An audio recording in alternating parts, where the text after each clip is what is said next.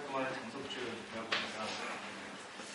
제가 맨 끝에 있어서 맨 나중에 하지 않았더니 맨 처음에 하게 돼서 좀 부담스러운데요. 특히나 이제 발표하신 광노환 선생님이 제 이름까지 말씀하셔가지고 더 이제 부담스러운데, 사실 이렇게 커다란 주제를 말씀드리는 능력이 모자란 분이 많이 있어서 부담이 좀 되는데, 제 능력 되는 범위 안에서 좀 의견을 말씀드리고자 합니다.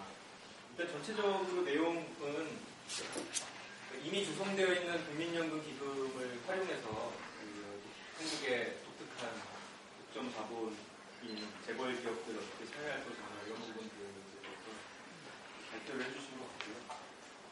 스웨덴의 인노동자 기금만 하더라도 사실 기금을 형성하자는 논의를 하다가 이제 끝나는 거지 않습니까? 근데 국민연금 기금은 이미 형성되어 있는 거니까 그거를 이제 활용해서 이렇게 할 수 있는 게 충분히 현실성이 있다, 이런 얘기들이 일단 지금 현재 국면에서 어떻게 보면 독점 자본을 사해야 할 그런 운동 역량이 초기에 막 구성되려고 하는 상황에서는 충분히 설득력을 가질 수 있는 그런 구체적인 비전이 아닌가, 이런 것들이 실제 정치 과정에서 충분히 지금 당장이라도 이야기 될 수 있고, 그래서 더 발전된 그런 운동을 만들어 나가는데 촉매제 역할을 할 수 있는 대안이 아닌가라는 생각을 했습니다. 다만 그렇게 되기 위해서 몇 가지 좀 보충이 됐으면 하는 것 중에, 제가 이제 생각이 든 거는 이 대안의 이제 구조를 따를 경우에 조금 같이 얘기해야 될 게, 지배구조 개혁 같은 것들이 같이 이야기가 된다면 조금 더 강력한 대안이 되지 않습니까? 여기서 얘기한 국민연금의 개입과 동시에 이사회의 구성에 있어서 독일식 공동결정제도를 좀 더 강화한 이해당사자 기업의 지배구조 방식이라든가 이런 것들을 법률적으로 같이 추진하게 되면은, 가령 국민연금 기금이 5%나 10%의 그런 최대 지분을 갖고 개입을 한다고 하더라도 나머지 80에서 90%의 또 자본가 세력이 기업 내에서 주주연합이 이렇게 구성이 되면 충분히 그 내부에서 대국투쟁이 불리하게 이루어질 수 있는 게 주식회사 구조이기 때문에 이런 것들이 또 같이 병행이 되면 훨씬 더 설득력 있는 대안이 될 수 있지 않을까, 이런 생각이 들었습니다. 근데 이제 그 발표하실 때 글도 언급을 하시고 하셨는데, 사실 제 글 별로 내용이 없고요. 그래서 제가 이제 말씀드리고자 했던 거는 사실 여러 가지를 같이 검토를 했었습니다. 연기금 사회주의 이론도 검토를 하고, 스웨덴의 인노동자 기금 방안도 검토를 하고, 그리고 민주화를 전제로 한 그런 국유화 방식에 대해서도 검토를 하고 있는데, 사실 그 글에서 저의 결론은 그 중에 어떤 손을 든 건 아니었습니다. 손을 든 건 아니고, 각각의 대안을 평가할 때 가장 중요한 건 사실은 대안의 어떤 나름대로의 체계성 이런 것보다도 자기 나름대로 자기 대안이 더 현실적이다라고 얘기할 수 있죠. 가령 연기금 사회주의 같은 경우는 이미 연기금이 형성되어 있는 부분이 있으니까 그거 활용하면 된다, 가장 현실적이다, 이렇게 얘기할 수 있는데, 제가 보기에는 그게 그 현실성 판단에 있어서 가장 중요한 기준이 아니라 그 대안을 운동의 대안으로 추진할 그런 운동 주체가 형성이 되어 있는 것, 그런 운동 주체를 형성하는데 그 대안이 가장 기여를 할 수 있는 그런 성격의 대안인가, 그거였거든요.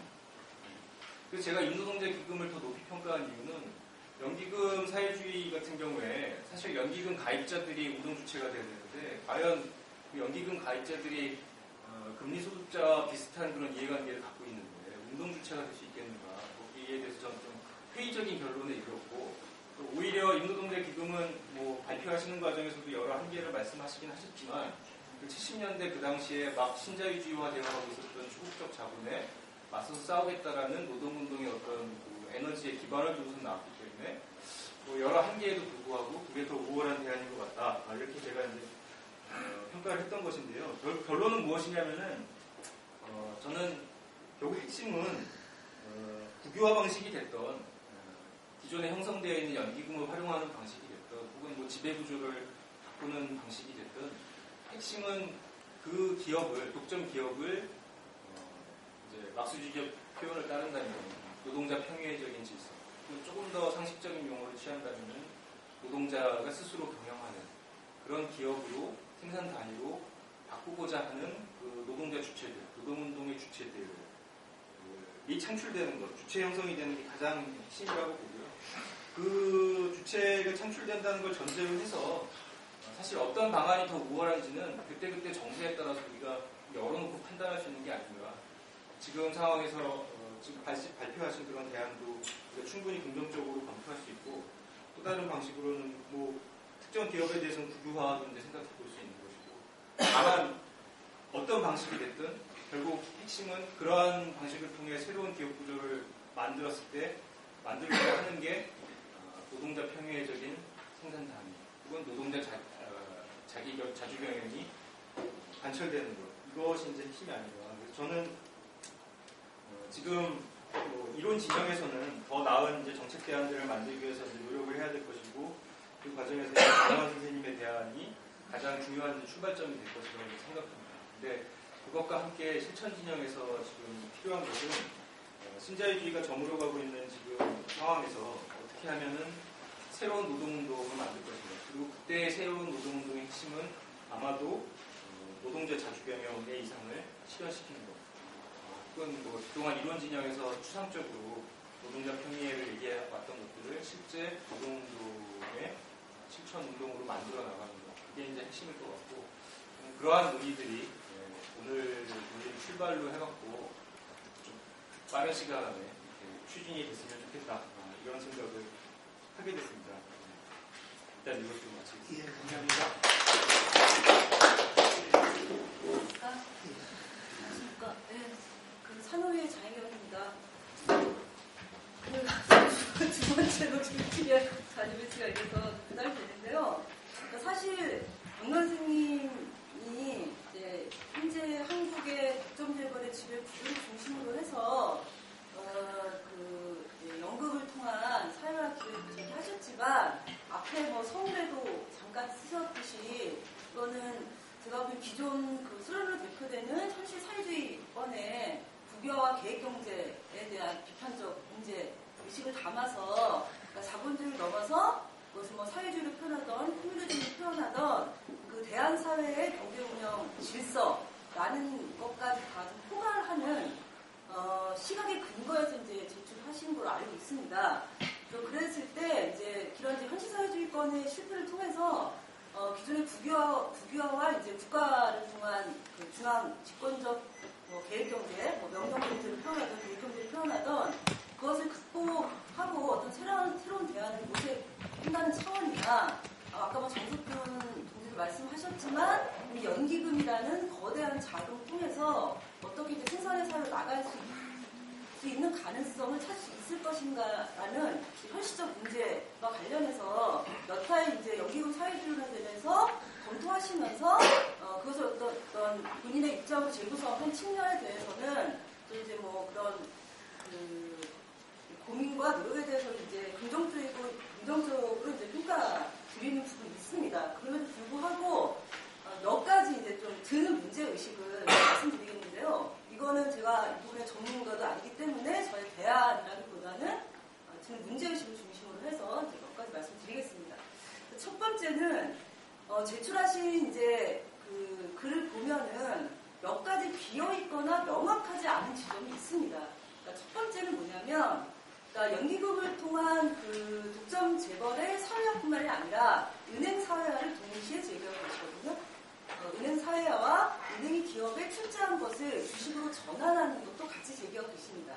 근데 연기금 같은 경우에는 이미 존재하는 연기금 운영위원회인가요? 이 구조로 가면 된다고 말씀하시지만, 그리고 은행 사회화는 은행 사회의 구체적인 상황 무엇인지 제출하고 계시지 않거든요. 그것이 국유화인지 국유화가 아닌 다른 사회화라면 그런 사회화된 금융기관은 어떻게 사회화된 운영기관으로서 역할할 수 있는 것인가에 대한 짚어지지 않은 부분이 있다라는 것이고, 이제 더 나아가서 이것이 이제 은행의 사회화와 연기금이 이제 연기금을 통한 독점 재벌의 사회화를 통해서 이것이 나중에 이제 사회적 축적기금으로 이제 전환하는 것을 말씀하고 계시다는 것이죠. 근데 여기서도 마찬가지로 사회적 축적기금은 거기서 운영 주체는 무엇인가는 제출되지 않았습니다.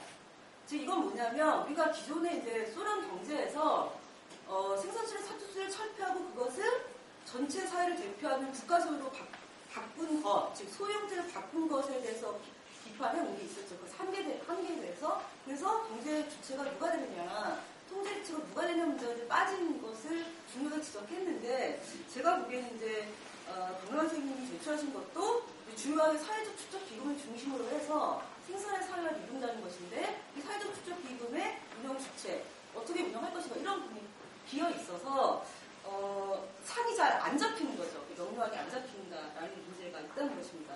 그래서 간단히 말씀드리면 소유의 사회화, 그다음에 그 자본주의적 신용제도를 사회적 축적 기금으로 전환하는 것, 여기 기본소득 제도를 결합하는 것을 통해서 대한경제상을 제출하고 계시는데, 문제는 전체 경제의 조절의 문제를 어떻게 할 것이냐, 계획을 표현하든 조절을 표현하던, 그 다음에 그 그런 사적 소유에서 사회적 소유로 전환된 기업의 그것이 경제정책 아니면 산업정책, 이것은 무엇이어야 되느냐, 이런 것은 빠져있기 때문에 사실 기존 현실 사회주의 때문에 국유화된 경제와 중앙 명령적 계획 경제를 돌파하는 대안으로서의 완결적인 사회 대안이라고 보기에는 좀 아직 좀 비어 있거나 명료하지 않은 부분이 좀 있다라는 이제 문제의식 하나 드는 것이고요.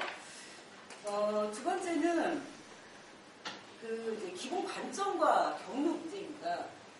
그 이제 기본 관점을 보면 일단 그 이제 연기금을 통한 이제 그 사회화는 현재 자본주의 하에서 주식시장 제도를 활용하는 것을 통해서 주식 소유를 축적하고 그것에 근거해서 이제 사회적 소유도가 나가는 이제 경로를 제출하고 계시다는 것이죠. 그게 뭐냐면 현재 자본주의의 경제 구조를 인정한 선상에서 그 안에서 이 생산수의 독점 재벌의 사회화, 그 생산수의 사회화를 이제 그런 이제 관점과 경로를 그리고 계신데, 저는 이것이 그리고 그것을 이제 확산시키는 경로에서도 아까도 이제 뭐라고 말씀하셨냐면은 합법적 그리고 대중적인 대안이다 이렇게 말씀하신 것 같습니다. 근데 저는 이것이 현실에서 과연 얼마큼 현실적일 수 있는가에 대한 심한 의문이 좀 있습니다. 왜냐하면 그러니까 그 예를 들어본다면, 그러니까 제일 처음에는 그러니까 그 연기금을 통해서 재벌을 사회적 소유로 바꾸고, 아직은 주식시장 폐지로 나가기 전 단계에서는 배당을 없앰으로 인해서 주식시장도 폐기하고 완전히 주식시장도 없는 단계로 나간다. 두 단계부터 그리고 계시거든요. 근데 저는 그 연기금을 통해서 독점 재벌을 사회적 소유로 바뀌는 단계, 배당을 없애는 단계, 그다음에 주식시장 제도를 없애는 단계, 매 단계마다 기존 지배 세력의 엄청난 강렬한 반응이 저는 직면할 거라고 생각하고 있습니다. 근데 그 저항에 대해서 뭐라고 말씀하시냐면, 다수 국민들 중에 동의하에 돌파하기 때문에 점진적이고 평화적이고 갈 수 있다고 말씀하신다는 거죠. 근데 이 점진적으로 그 모델을 실험하고 확산함으로써 다수의 동의를 얻는 과정이 되려면 이것이 일정한 기간이 경과돼야 됩니다. 근데 그 경과 과정에서는 엄청난 자본가 기업과 지배세력의 반동적 저항이 있을 거라는 거죠. 즉, 실험이 애초에 처음 실험했을 때를 제외하고는 매 단계를 거치면서 그 완전한 사회적 수적 기금을 형성하고 신호들을 폐지하고 대안적 경제를 간다라는 것이 저는 실제로 불가능할 거다라고 판단하는 것이고요. 또 하나 예를 든다면, 그러니까 주식 제도를 폐지하기 전에 이제 뭘 말씀하셨냐면은 배당을 없애고 배당을 기본소득제도로 활용을 해서 사회적 소유기업에 대한 지지도 넓히고 주식제도도 폐지할 수 있는 가장 성실한 방법이라 말씀하셨는데, 이것도 역시 딜레마에 부딪히게 됩니다. 노동자 계급의 입장에서 본다면, 노동자 계급은 그 사회적 소유기업 하에서 임금을 받는 노동자인과 동시에 그 다음에 그 배당을 원천으로 하는 기본소득을 받는 주체이기도 하죠. 근데 만약에 그 기업이 구조 위기에 처했거나 심각한 경영상의 위기에 처해 있을 때 노동자들을 이중의 딜레마에 처할 수밖에 없는 것이죠. 그러니까 배당을 기본소득을 받기 위해서는 이 배당이 있어야 되기 때문에 구조적으로 감내해야 되는 거고요. 그것이 노동자 입장에서 쓴다면 해고를 반대하고 임금을 인상하는 걸 봐야 됩니다. 그런 그 이중적 존재에서 오는 충돌, 딜레마 어떻게 극복할 수 있느냐에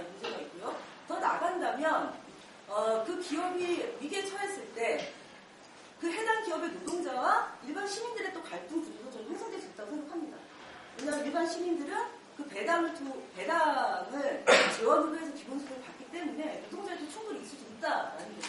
그래서 말씀하시는 다른 연기금 사회주의를 비판하시면서 그런 이중성 문제를 제기하셨거든요. 그리고 선생님에 대한 그것을 극복할 수 있다고 말씀하셨지만 저는 제가 든 사례를 봤을 때 역시 그런 들에 많이 봉착할 수밖에 없다라는 판단이 들고요. 그래서 저는 뭐냐면 근본적으로 자본주의적 소유권을 인정한 것을 전제로 한 상태에서 그것이 굉장히 손쉽고 합법적이기 때문에 그 전제로 해서 우리가 재벌기업의 사회화, 생산성의 사회화를 추구하는 것이 맞는가, 그리고 그것이 진짜 손쉬운 길이고 현실적인 길인가에 대해서 의문이 들고요. 마치 그 소련이 붕괴하고 나서 우리 사주제도 한참 우리나라에서 한국 노동운동에서도 마치 새로운 사회화의 대안인 것처럼 유행을 했는데 우리 사주제가 소유권에 기초해야지만 노동자는 경영에 개입하고 통제할 수 있다라는 논리와 적는 근거 관점이 다 있다라는 점에서 문제의식을 갖고 있습니다. 그럼 두 번째는 이제 주체 형성의 문제입니다. 그러니까 아까 정석선생님이 말씀하신 거랑 비슷한데요. 과연 이제 노임금을 통한 사회화가 그것을 실제로 정치하기 위한 운동처럼 어떻게 형성할 수 있을 것인가의 문제라는 거죠. 아무래도 정권이 바뀐다 하더라도 사실 아래로부터의 운동주체가 형성되지 않는다면 그것은 불가능한 건데요. 현재 노동운동의 상태를 봤을 때, 그다음에 현재 대중이 어느 지점에서 고통받고 있는가를 봤을 때, 저는 생존권 문제라고 판단합니다. 그러니까 비정규직 정리해고, 노동시간 문제 같은 생존권 문제고요. 이 생존권 문제는 뭐랑 지속적으로 연관되냐면 자본의 이윤 논리와 연결이 지속적으로 됩니다. 이거는 엄청나게 쌓아두고 있는 독점재벌의 사내 유보금을 어떻게 환수해서 노동자뿐만 아니라 전체 민중의 생존권을 확보를 할 것인가를 연관이 되어 있죠. 저는 예를 들어 이런 현실적으로 진행되고 있는 노동자 생존권 투쟁을 독점 자본을 중심으로 한 자본의 이윤, 엄청나게 쌓아놓은 사내 유보금에 대한 공격과 환수를 통해서 생산자의 사회화로 진전시키는 방향으로 나아가는 것이 오히려 운동주체 형성 면에서나 현재 노동자 민중의 생존권을 확장한다는 면에서나 저는 오히려 현실적이고 운동적으로 의미가 있지 않나라는 이제 판단이 들고요. 가장 중요한 건 그리고 마지막으로 말씀드릴 것은 현 정세와 관련 부분입니다. 그러니까 연기금 사회주의가 어쨌든 그 자본주의 경제 위기가 심화되고 신자유주의가 전면화되면서 해외에서나 이제 한국에서 등장한 게 있는데요. 저 그때와 약간의 정세 변화가 있다고 판단합니다. 아시겠지만 2008년 말부터 세계경제공황이 터졌고 전 세계 계급 투쟁이 벌어지면서 현재는 주로 금융자본의 문제에 초점이 맞춰져 있지만 자본주의 체제 그 자체에 대한 문제의식까지 좀 올라오고 있다라는 것이죠. 그렇다면 우리는 자본주의 내에서 합법적이고 현실적인 경로를 중심으로 해서 사회로 가는 것이 아니라 이행으로 가는 것이 아니라 자본주의 그 질서 자체를 공격하는 그런 운동을 어떻게 만들 것이냐가 저는 오히려 현재 계급투쟁의 지형, 정세 지형과 맞물리다라는 판단이 들고요. 저는 사회화의 구체적인 방식이 뭐냐에 대해서는 다양한 그림을 그릴 수 있다고 판단합니다. 그렇지만 가장 중요한 것은 자본주의를 넘어설 수 있는 그런 운동주체를 어떻게 형성할 것인가가 무엇보다도 중요하다고 판단하고요. 그런 면에서 현재 제출되고 있는 연기금 사회주의가 사회화를 위한 가장 핵심적인 위협하는 경로의 문제로 설정되는 문제에 대해서